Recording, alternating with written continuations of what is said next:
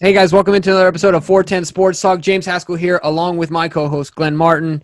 And today we are talking about and doing our third, not first, not second, but third video on, you guessed it, Antonio Brown and the Baltimore Ravens. Today, Mike Silver put out a video, quick 48-second video, really nothing else but that, talking about the fact that the Ravens and the Seahawks have had internal discussions about Antonio Brown and picking him up. Now, I want to put in context before you and I discuss this, Glenn, a little bit about the conversation, because it's important to understand at least as much as we can decipher from what they're hearing.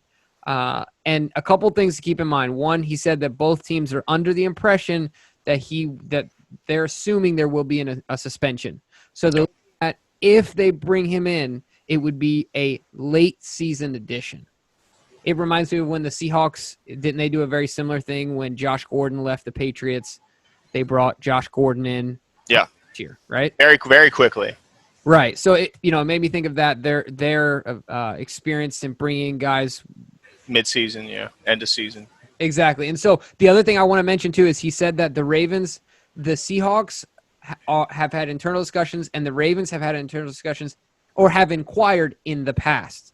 Mm-hmm. I think that's important, because that doesn't mean, while our name is being resurfaced, that doesn't mean we are actively having those discussions. Two different things to me.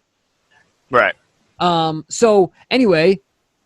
And it sounds like, well, here's my question. Is it that they actually have a credible source that has heard or seen these discussions take place, or are they simply just going with who Antonio's been seen working out with in the offseason? Because you mentioned before the call, obviously I think everyone knows who'd be watching this that Antonio has worked with Marquise and Lamar previously in the offseason, but recently he's been working with the backup quarterback for the Seahawks, who is Geno Smith, right?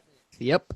So are they simply just seeing these guys working out and making that connection on their own, or is there a credible source in either front office that's saying that, yes, these conversations are taking place, and then also, to what degree, when they say internal, do they mean that players are having those conversations? Because I'm sure that that's happening. I'm sure that certainly Lamar, Hollywood, and some of the other guys on the offense and maybe even on defense have said, hey, look, have you guys thought about – what do you think about them bringing? I'm sure those conversations – but has those conversations been taking place by the front office? That's the question. Is Eric and Ozzie, Eric and John, and of course, the most important guy, I guess, in this would be Steve Bisciotti. I'm sure he's going to have to give his sign off anytime you're bringing in a guy like a highly paid guy in general, even if he does take a pay cut. If you're bringing Antonio Brown, Steve Bisciotti has to sign off on it. So I wonder if those conversations are being had at the highest level, or if they're just in the locker room. Yeah, I feel pretty sure that the answer to that, to all of that, is no.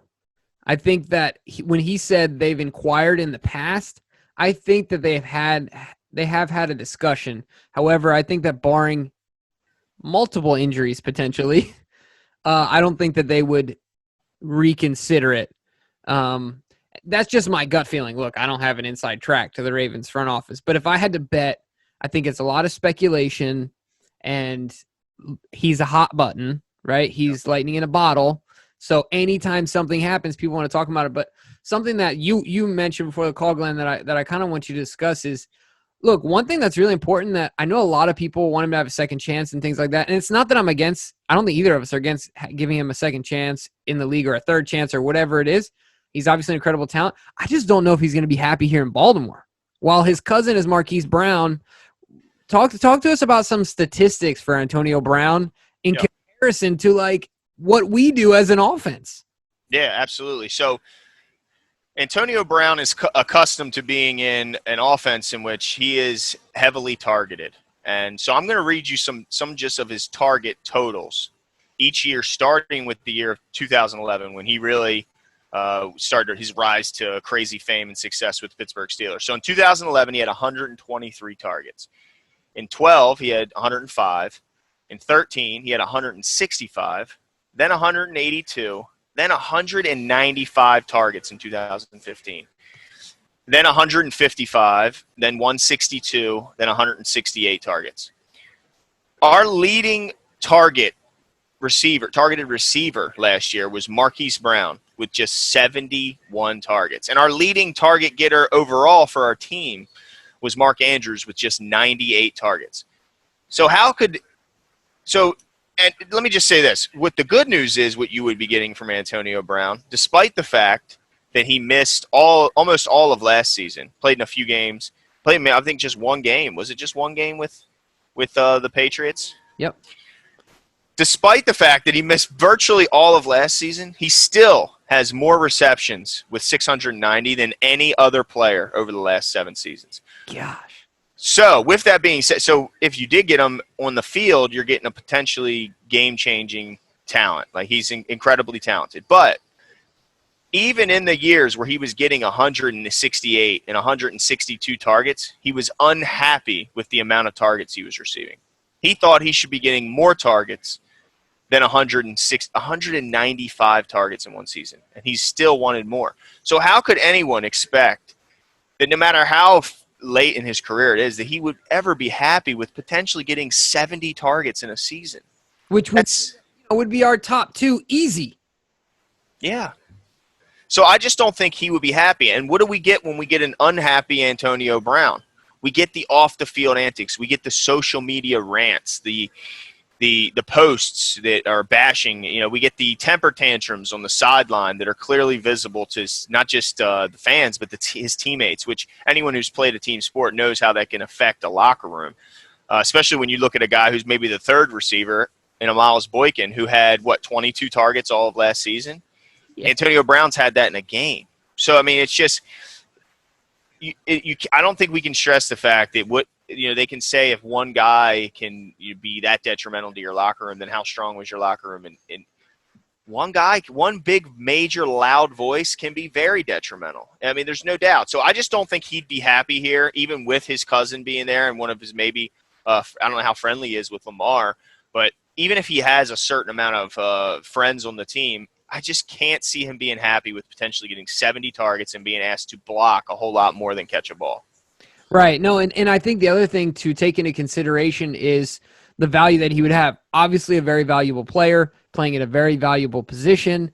However, if you were to tell me, we'll say that Antonio Brown's issues are not a thing, and you were to tell me we could bring in the best if we could bring Marshall Yanda back or bring in Antonio Brown, I'm assuming that his issues are not real. Like, they don't exist, right? Mm-hmm. But that he's a free agent. We have an option to bring in either or. Based on our offense, it would be a hard decision for me to make. I realize how incredibly talented Antonio Brown is, but based on a run-heavy offense, just like you said, he's never going to get the targets he wants, and running the ball is our bread and butter. We're not going to, Lamar's not going to chuck it around 50, 60 times a game. It's just not going to happen. If he is, it's potentially a formula for us losing because we're not running the ball well. We're not playing balanced football. Yeah. I don't know how much of a value add he is to our offense. Yeah, because he's just not as valuable in our offense as he is in others. Right, and I know that sounds crazy. It's Antonio Brown we're talking about. Yeah. He's going to bring some additional value, and I'm not saying he wouldn't, but I don't know how much, to make it worth the risk of bringing him in. So, yeah. And hold on, let me just say this. You mentioned that he's facing a possible and probable suspension. Yeah. I just want to read from the exact article that made us have this video and that, spurred this whole conversation again is the Patriots released him after he allegedly contacted – let me just give the source, I guess. This is Mike Silver, right? Oh, no, this is Tyler Conway of Bleacher Report who wrote the article about the Michael Silver piece. Right. And he said that this is there it is. The Patriots released him after he allegedly contacted a woman who accused him of sexual assault, sending her threatening texts that included pictures of her children. I mean – does anything from John Harbaugh on up, Ozzie, or, up to Bisciotti tell you that they would want to take on a guy who has been very recently accused of sending threatening messages that included the photos of the woman's children? Now, you read it more, you did read a little bit of some of those pieces, and you said it was basically like, we're going to take care of them type stuff. Yeah, it was just shocking to me to see that, how do you not what type of headspace are you in to not realize what your own, not to diminish the fact that you're causing psychological damage to the victim. What are you doing to yourself? How do you see what I'm saying? What kind of space are you in to do that and think it's okay? That there be no repercussions when there's a clear evidence now that you put on social, it never goes away. So Dude, I don't think people realize, just as a 30-second, not even 5-second rant, when you post on social media, that is no longer your property. Yeah. No longer yours, guys. Remember that. Antonio, perfect example of that. Yeah, and you can't mock like you're sending some sort of you're pretending as if there's going to be some sort of a hit or something. I don't know what he was implying, but you're sending text messaging showing that you know what her children look like. It's pretty threatening and it's pretty scary. So I just don't think John, just the way he's portrayed his entire character, his career, would ever want to bring on a guy with it. Just look at who we bring in. Calais Campbell, man of the year. You know, it's like all of our draft picks were team captains, were highly regarded on their own team. If Antonio Brown wasn't as talented as he was, he would have been out of the league a long time ago. I mean, this is the same guy who was caught that as soon as right after Mike Tomlin stressed the fact that he was done with the social media and that we're going to keep stuff in the locker room. And what does he do? He FaceTimes from inside the locker room, which is, everyone knows the inside of the locker room is supposed to be something that the outside world doesn't see. I mean, that's their sanctity. That's their place of safety. And he's live Facebooking right after he was reprimanded for it. So it's just I don't see any way that the Ravens bring him in, despite all the on-field talent that he would obviously bring. Yeah, absolutely. So last question to you then. On a scale of 1 to 10, where are you, and did this video move the needle at all in that scale as far as the likelihood of him coming into the Ravens organization? Yeah, I guess if 1 is zero likelihood, 10 is there definitely. It may have moved it from a 1 to a 2, just because when you see a lot of smoke, there tends to be fire, and this is the third video we're doing of it, so there may have been something there, some sort of conversations. But I just don't see, with his list of personal conduct issues and his looming suspension, it would go against anyone that the Ravens have been bringing in lately. And it's just, to me, you had the number 1 offense in the league last year without him. Why bring in and take the risk?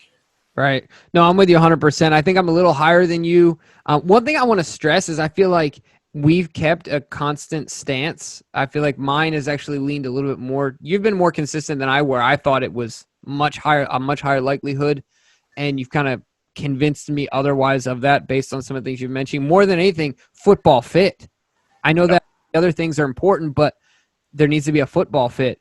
And I just want to stress, based on the fact that, once again, look, it's not about lack of, at least for me personally, it's not about him not getting a second chance or whatever the case may be, but it doesn't make sense to put him in an offense like ours based on what he wants and what he expects. And then on top of that, it's not like he's taking a vet minimum. I mean, let's be honest. Right. He just sat out a year and he still leads the league over the past 7 years in reception. You think he's coming in for a vet minimum? All you guys who are going to be in our comments saying that he's coming in for a vet minimum, you're wrong. I'll say it again. You're wrong. I'm sorry. But yeah, I mean, even if it's incentive laden, it's still going to be highly paid if he meets those incentives. Absolutely. And he's going to be livid if he doesn't get an opportunity to do so. Yeah, and also before, I know I only mentioned that one little tidbit, but I would invite all fans to go and read the article at Bleacher Report by Tyler Conway, because it goes into much more of the personal conduct stuff. I only mentioned one very small piece. It's a pretty long list of personal conduct issues that he's still dealing with. This isn't in the distant past. This is stuff that he's still facing suspensions from the league and still has to do. So, it's not like these transgressions are far in his past and he's, this totally different he did have to go through a 13-week anger management course and 100 hours of community service. Maybe that's made a big difference in his behavior, but it's still too soon, in my opinion, and too near past, I guess. Yeah, it's in too recent history, right? Yes, there it is. Recent history, yes. You guys let us know what you think. Are we being too hard on Antonio Brown? Or do you agree with us? Do you disagree with us? The biggest thing we want to know is, we want to know 2 things. 1, do you think he's a fit for the Ravens? 2, do you think that there's a likelihood of us bringing him in? Let us know whether you agree or disagree, just to package it all up really pretty one more time. We don't think the likelihood is very high. Glenn's at a 1 to 2 out of 10. I'm at like a 3, maybe 4 maximum, like absolute ceiling. And I don't think either of us think he's a very good football on-field fit. So Right. let us know where you guys are at. Make sure you hit the subscribe button, and we'll talk to you guys soon. See you.